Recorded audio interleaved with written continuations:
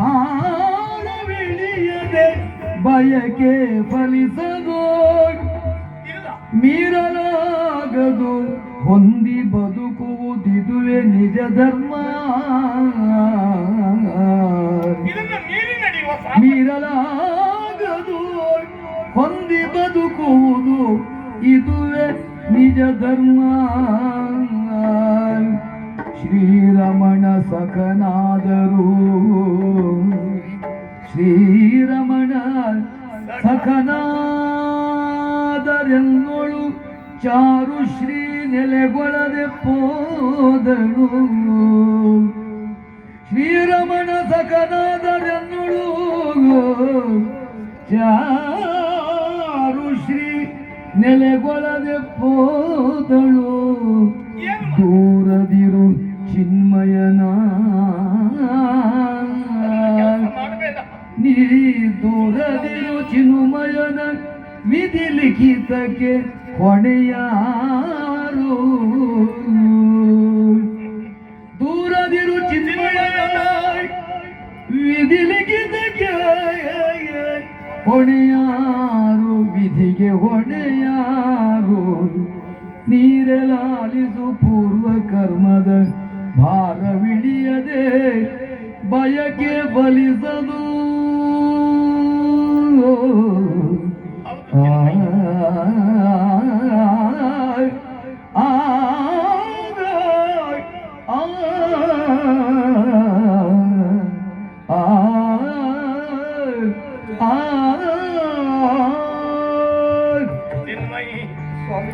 ನಿನ್ನ ಸಂಕಟ ನನಗೆ ಅರ್ಥ ಆದರೂ ಸತ್ಯದ ದರ್ಶನವನ್ನು ನೀನು ಇನ್ನೂ ಮಾಡಿಕೊಳ್ಳಿಲ್ಲ ಅಂತಾಯ್ತು. ಏನುಂಟಂತದ್ದು ಇದು ನಮ್ಮ ಬೆನ್ನೇರಿ ನಮ್ಮನ್ನು ಪೀಡಿಸುತ್ತಿರುವ ಈ ದಾರಿದ್ರ್ಯ ನಾವು ತಂದುಕೊಂಡಿದ್ದೇನೆ. ಮತ್ತೆ ಅಲ್ಲ, ಸಿರಿತನ ಬಡತನ ಎನ್ನುವುದನ್ನು ನಾವು ತಂದುಕೊಳ್ಳುವುದಲ್ಲ ಚಿನ್ಮಯಿ, ಅದು ಪೂರ್ವ ಜನ್ಮದ ಕರ್ಮ. ಆರೇನ ಮಾಡುವರು ಆರಿಂದಲೇನೆಂಬುದು ಪೂರ್ವ ಜನ್ಮದ ಕರ್ಮ. ವಿಧಿ ಬೆನ್ನ ಬಿಡದು. ಒಂದು ಕಟ್ಟಿ ಹುಲ್ಲು ಕಟ್ಟಿ ಆಡುವಾಗಲೂ ಅದಕ್ಕೊಂದು ಕಾರಣ, ಅದಕ್ಕೊಂದು ಕಥೆ ಅಂತ ಇರ್ತದೆ. ಹಾಗೆ ಜಂತು ನಾವು ನರ ಜನ್ಮ ದುರ್ಲಭ. ಹೌದು, ಎಷ್ಟೋ ಜೀವನನ್ನ ಹುಟ್ಟಿ ಸತ್ತು ಹುಟ್ಟಿ ಸತ್ತು ಸತ್ತು ಹುಟ್ಟಿ ಈ ಮನುಷ್ಯ ಜನ್ಮಕ್ಕೆ ನಾವು ಬರ್ತೇವಂತೆ. ಅದು ಆ ಕರ್ಮದ ಫಲದಿಂದ ಅಲ್ವೇನೆ ಮನುಷ್ಯ ಜನ್ಮಕ್ಕೆ ಬರುವುದು. ಈ ಮನುಷ್ಯ ಜನ್ಮಕ್ಕೆ ಬಂದ ಮೇಲೆ ನಾವು ಮಾಡಬೇಕಾದದ್ದು ಕೆಲವಷ್ಟು ಧರ್ಮ ಅಂತ ಇದೆ ನಮಗೆ. ಭಗವಂತ ನಮ್ಮನ್ನು ಹೇಗಿಡ್ತಾನೋ ಹಾಗೆ ನಾವು ಅನುಭವಿಸಿಕೊಂಡು ಹೋಗುದು.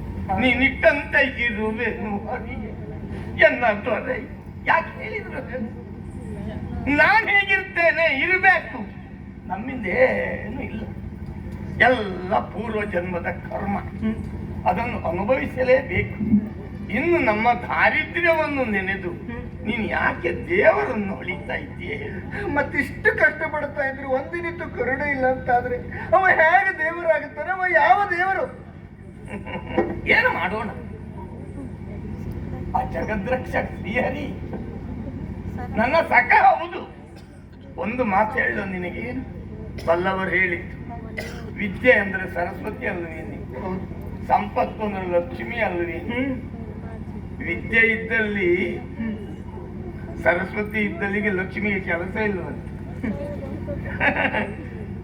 ಒಮ್ಮೆ ಬಂದರು ನಿಲ್ಲದೆ ಹೋಗಿ ಬಿಡ್ತಾಳಂತೆ. ಅದೇ ಲಕ್ಷ್ಮಿ ಇದ್ದಲ್ಲಿ ಸರಸ್ವತಿ ಹೋಗುವುದೇ ಇಲ್ಲವಂತೆ. ಅದು ಕತೆ ಗೊತ್ತುಂಟ ನಿನಗೆ? ಏನಂತ? ಒಬ್ಬ ಅತಿಯಾದ ಸಂಪತ್ತಿತ್ತು. ಸಣ್ಣ ಮಾರ್ಗದಿಂದ ಅವ ಕಳಿಸಿದ್ದ ಅಲ್ಲ, ಮತ್ತೆ ದುರ್ಮಾರ್ಗದಿಂದ ಸಂಪತ್ತನ್ನು ಗಳಿಸಿದ. ಆಸೆ ಎನ್ನುವ ಕುದುರೆಯನ್ನ ಏರಿ ಹೊರಟಾಗ ಮನುಷ್ಯನಿಗೆ ಇದೆಲ್ಲ ಹುಟ್ಟಿಕೊಳ್ಳುತ್ತದೆ. ಸಾಕಷ್ಟು ಸಂಪತ್ತನ್ನು ಗಳಿಸಿದ.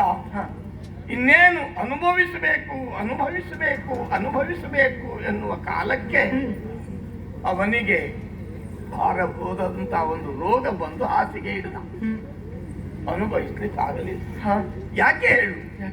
ಅವನು ಅಧರ್ಮದ ಮಾರ್ಗದಿಂದ ಸಂಪತ್ತನ್ನು ಗಳಿಸಿದ್ದು. ಜ್ಞಾನ ಇಲ್ಲ ಅವನಲ್ಲಿ. ಲಕ್ಷ್ಮಿ ಇದ್ದಾಳೆ, ಸರಸ್ವತಿ ಇಲ್ಲ. ಜ್ಞಾನ ಅಂದ್ರೆ ಸರಸ್ವತಿ ಅಲ್ವೇ? ಸರಸ್ವತಿ ಅಂದ್ರೆ ಜ್ಞಾನ ಅಲ್ವೇ? ಹಾಗಾಗಿ ಹೇಳಿದ್ದು ನಿನಗೆ.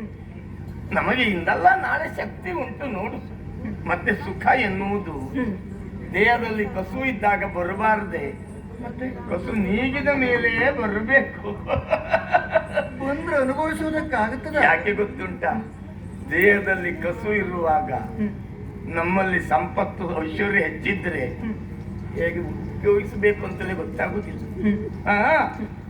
ದೇಹದಲ್ಲಿ ಕಸು ಇಲ್ಲದೆ ಹೋದಾಗ ಸಂಪತ್ತು ಬಂದರೆ ಕಷ್ಟದ ನೆನಪಾಗಿಯೋ ಹೌದು ಇಂದಲ್ಲ ನಾಳೆ. ಮತ್ತೆ ಮಕ್ಕಳ ವಿಷಯ ಅಲ್ವಾ, ನಾವು ಬಡತನಕ್ಕೆ ಮಕ್ಕಳು ಹೆಚ್ಚು ಅಂತ ಒಂದು ಮಾತುಂಟು. ಇಷ್ಟೆಲ್ಲ ಮಕ್ಕಳನ್ನು ನಾವು ಪಡೆದದ್ದೇನೆ ಅಲ್ಲ, ಭಗವಂತ ಕೊಟ್ಟ ಪ್ರಸಾದ ಅಂತ ಇಟ್ಟುಕೊಂಡಿದ್ದೆ. ಕೊಟ್ಟ ಭಗವಂತನಿಗೆ ಗೊತ್ತಿಲ್ವೇನೆ ಅವನು ಹೇಗೆ ನಡೆಸಿಕೊಂಡು ಹೋಗ್ಬೇಕು ಅಂತ. ಏನು ಮಾಡೋಣ, ಅವ ಲಕ್ಷ್ಮೀಪತಿ, ನನಗೆ ಲಕ್ಷ್ಮಿಯ ಕೃಪಾಕ್ಷ ಆಗಲಿಲ್ಲ.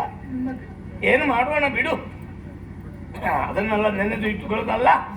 ಇದು ನಾನು ನನ್ನ ಕೆಲಸಕ್ಕೆ ಹೋಗಬೇಕು, ಯಾಕೆಂದ್ರೆ ಪಾಠ ಆಗಬೇಕು ಮಕ್ಕಳಿಗೆ. ನನ್ನನ್ನು ನಂಬಿ ಬಂದಿದ್ದಾರೆ ನೋಡು, ನಿನ್ನನ್ನು ಅಮ್ಮ ಅಂತ ಕರೀತಾರೆ, ನನ್ನನ್ನು ಗುರುಗಳೇ ಅಂತ ಕೈ ಮುಗಿತಾರೆ. ಅವರಿಗೆಲ್ಲ ಪಾಠ ಹೇಳುವುದು ಬೇಡವೇನೆ? ಲಕ್ಷ್ಮೀಪತಿ ಅವ ಶ್ರೀಹರಿ ಕೃಷ್ಣ ನಿಮಗೆ ಹೌದು ಸಖ.